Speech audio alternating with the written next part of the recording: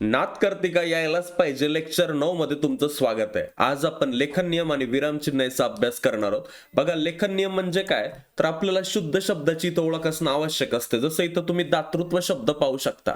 कोणता दातृत्व शब्द याच्यातला बरोबर दिसतोय? हे तर दातृत्व झालंय, गेलं ते. त्यानंतर ते एक त्र आला इथं, ते त्र नाही पाहिजे, तिथं त पाहिजे. आणि हे तत्व झालंय, त्यामुळे हे पण चुकलं. तर दुसऱ्या नंबरचं जे आहे दातृत्व ते इथं बरोबर असणार आहे. अंतःकरण शब्द जर पाहिला तुम्ही तर इथं विसर्ग संधीसारखा शब्द आहे आणि याच्यामध्ये जो पहिला शब्द आहे याच्यामध्ये अंतनकरण झालंय, ते गेलं.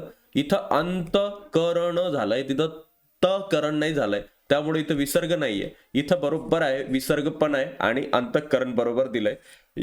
इथं न चुकलाय. पक्षिणी हे चुकलं, पक्षिणी हे चुकलं आणि पक्षिणी हे पण चुकलं. इथं वेलांटी क्षीची कोणती आहे आणि न ची कोणती आहे एकदा व्यवस्थित पाहायचं आणि चौथा पर्याय बरोबर असेल. निर्मळ शब्द जर आपण याच्यात पाहिला तर हा चुकीचा आहे, हा चुकीचा आहे, हा पण चुकीचा आहे. हा शब्द बरोबर आहे जो आहे निर्मळ. ठीक आहे, एक्झॅक्टली आपल्याला कोणते शब्द बरोबर आहेत ते इथं माहिती असणं आवश्यक आहे. आता याच्यामध्ये आपण पुढील तुमचा जो चॅप्टर आहे त्यामधले महत्वाचे शब्द घेऊया.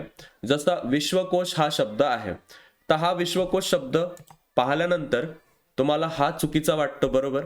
त्यानंतर याच्यामध्ये क्ष नसतो येत, श असतो फक्त शहामृगातला, त्यामुळे हे येणार नाही. इथं विश्वा झालंय, हे पण येणार नाही, त्यामुळे दुसऱ्या नंबरचा विश्वकोश बरोबर आहे. प्रसिद्ध चुकलं, प्रसिद्ध चुकलं, प्रसिद्ध प्रसिद्ध चुकलं, हे प्रसिद्ध बरोबर आहे.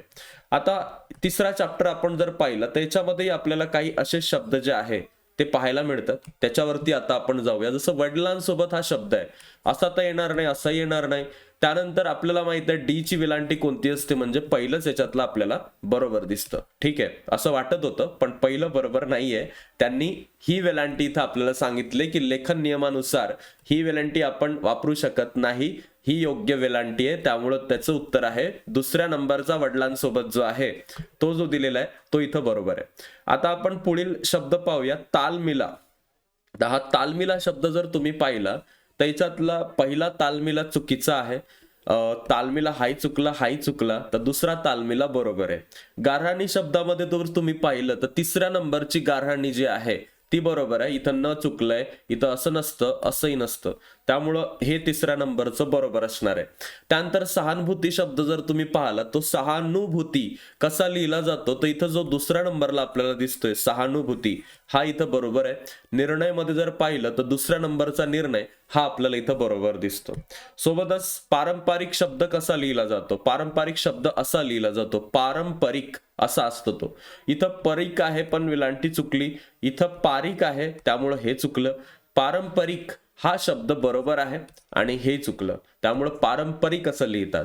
वैशिष्ट्य शब्द जर तुम्ही पाहिला तर पहिलाच बरोबर आहे, वैशिष्ट्य, आणि त्यामुळं याचं उत्तर एक असणार आहे. पुनर्वसन शब्द जर तुम्ही पाहिला तर पूर्ण वसन होत नाही, पुनर्वसन असं चुकलंय. त्यानंतर हे वेलांटी उकार बरोबर असल्यामुळं या ठिकाणी हे बरोबर आहे. आशीर्वाद शब्द तर फेवरेट आहे त्यांचं, तर हा आशीर्वाद येणार नाही. त्यानंतर या ठिकाणी ही वेलांटी शीची नसते, हे आशीर्वाद झालंय, तर हे चौथं जे आशीर्वाद आहे ते याच्यामध्ये बरोबर आहे.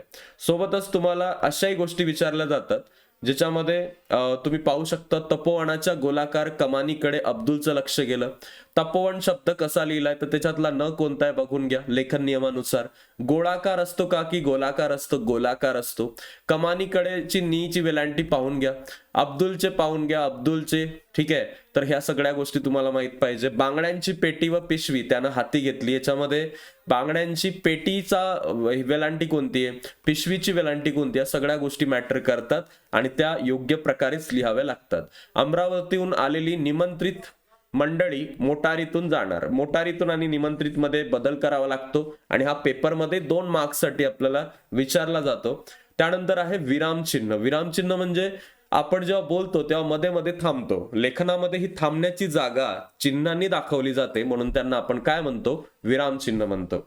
याच्यामध्ये तुम्ही जर पाहिलं पूर्णविराम, वाक्य पूर्ण झाल्यावर जे वापरतात ते असतं पूर्णविराम. मी दररोज अभ्यास करतो. त्यानंतर अर्धविराम, 2 वाक्य उभ्यान्वी अव्ययानं जोडली गेलेली असतात, त्याला आपण काय म्हणतो, अर्धविराम. गळ आला पण सिंह गेला, याच्यात तुम्ही पाहू शकता. स्वल्पविराम, याला आपण काय म्हणतो, कॉमा. एकाच प्रकारचे शब्द लागोपाठ जर आले तर याला आपण स्वल्पविराम म्हणतो. हाक मारताना नावापुढं स्वल्पविराम लावला जातो गंगा यमुना सरस्वती याच्या बाबतीमध्ये. त्यानंतर अपूर्ण विराम ज्या वाक्याच्या शेवटी तपशील दिला जातो तेव्हा वापरतात. नामाचे प्रकार आहेत सामान्य नाम, विशेष नाम आणि भाववाचक नाम अशा प्रकारे. तर इथं आपण अपूर्ण विराम कुठं वापरलाय, उदाहरण देताना इथं वापरच्यासाठी पण आपण अपूर्ण विराम वापरलाय. शेवटी वाक्याच्या तपशील दिला जाण्यासाठी हा आपण जनरली वापरतो. त्यानंतर असतो प्रश्नचिन्हाचा भाग, तो तुम्हाला माहितीच आहे. ठीक आहे, कोण एखादा प्रश्न विचारला शेवट आपण प्रश्नार्थक चिन्ह लावतो. भावना, आश्चर्य, संताप व्यक्त करण्याच्या शेवटी आपण जे चिन्ह वापरतो ते उद्गारवाचक चिन्ह आहे. बापरे, केवढा मोठा साप. तर अशा प्रकारे तुम्हाला उद्गार चिन्ह पण माहिती पाहिजे.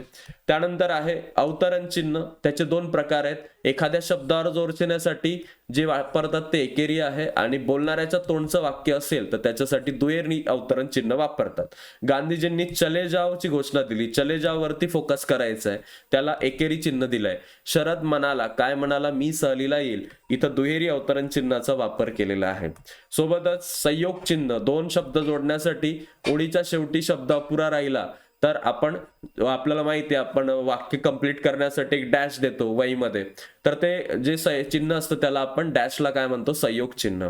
विद्यार्थी प्रतिनिधी, मला निबंध लिहा, पुढचं वाक्य अपूर्ण आहे तर खाली लिहिणार, मग ते डॅश देऊन आपण संयोग चिन्ह देऊन पुढे येतो. आता याच्यामध्ये शेवटचे दोन महत्वाचे चिन्ह आहे. एक चिन्ह आहे जे आहे अपसारण चिन्ह, याला जनरली डॅश म्हणतात. विचार मालिका तुटली किंवा स्पष्टीकरणासाठी मी होतो पण ती मुलगी जिने, आता ते जेव्हा आपल्याला कथा लेखनाच्या भागामध्ये जनरली ह्या गोष्टी अपसारण चिन्हाच्या पाहायला मिळतात. याच्यामध्ये एक महत्वाची गोष्ट लक्षात ठेवायची तुम्हाला की आपल्या या युट्यूब चॅनलवरती, त्याचबरोबर यामध्ये तुम्हाला वायसॅट नावाची जी परीक्षा आहे वेदांतूच्या तर्फे घेण्यात येणार आहे. 12,000+ विद्यार्थ्यांनी याच्यात रजिस्ट्रेशन केलंय वायसॅट परीक्षेमध्ये आणि याच्यामध्ये तुम्हाला 11 तारखेची परीक्षा झालेली आहे. त्यामुळे आता 18 तारखेला साठी तुम्ही जर दिली नसेल तर ऑनलाईन पद्धतीनं रजिस्ट्रेशन करू शकता आणि याची लिंक डिस्क्रिप्शन मध्ये. सगळ्यांनी या सगळ्या गोष्टी ज्या आहेत त्या दिलेल्या लिंक मधून हे करायचं, पूर्ण कंप्लीट करायचंय. सोबतच टॉपर्स बॅच आहे लाईव्ह, ही 999 रुपयामध्ये मिळणारी बॅच सध्या आपल्या ऍप वरती लाईव्ह आहे. तर सर्व विद्यार्थ्यांनी याची माहिती असू द्यावी. धन्यवाद विद्यार्थी मित्रांनो. तुमचे जर काही प्रश्न असतील, डाऊट्स असतील तर ते तुम्ही नक्की कमेंट बॉक्समध्ये विचारू शकता. कारण अतिशय खूप सोप्या पद्धतीत, अतिशय सरळ विदाउट एनी एक्झॅगरेशन आपण हा संपूर्ण जो टॉपिक आहे तो खूप कमी वेळामध्ये कंप्लीट केलाय. एवढ्या कमी वेळात 2 टॉपिक, फक्त याची प्रॅक्टिस करा. प्रॅक्टिस जर तुम्ही केली तर तुम्हाला ह्या सगळ्या गोष्टी सोप्या जातील. So thank you so much. भेटूया आता आपण पुढील व्हिडिओमध्ये. Bye all of you, take care.